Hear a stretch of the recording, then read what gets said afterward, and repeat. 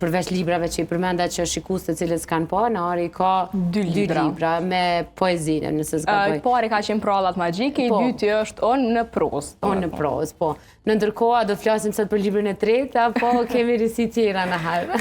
Sot, do me thunë, kemi me folë për një risi pak ma ndryshe, një risi e cila nuk është aq larg idesë që kom përmende dhe në herën e kalume.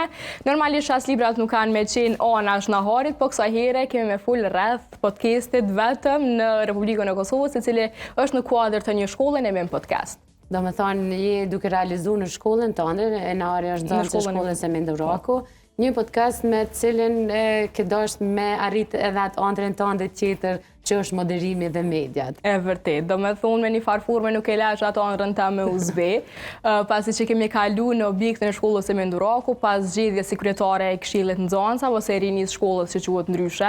Edhe do me thunë kam qenë gjithkohë se çka me sjell risi, çka me pru diçka tre që me të vërtet ndoshta, me të vërtet shkolla e Menduraku është një shkollë shembull për me u marrë, dhe ishte diçka që m'ja përforcu akoma më shumë këtë nofk, edhe kështu që mendova pse jo për mos me hap një podcast edhe një farfurme për me e shpreh gjithatë suksesin edhe një farfurme me transmetu energjinë e mirë që është brenda mureve të asaj shkolle. Qa është misioni I podcastit? Të promovoj shkollën, mësimdhënësit, nxënësit, aktivitetet e shkollës apo edhe nga jashtë?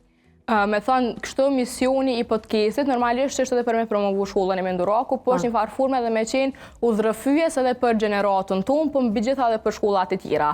Një detaj që e mbaj mend është që kur ja kom prezentu idenë e podcastit stafit shkollës, ata më kanë thonë se është një ide shumë e mirë për rinin e vendit tonë. Do me thonë, asnjëherë nuk fokusohemi vetëm brenda mureve të shkollës, është një diçka që e bëjmë ne nxënësit e shkollës sonë, po asnjëherë nuk dojmë që me qenë një farfurme kurnac edhe me qenë vetëm për vete. Pse ju atë shembull m'ja u transmetu edhe tjerëve që pse jo edhe ata një ditë ndoshta me qenë themelues ose realizues një podcast ose diçka të ngjashme.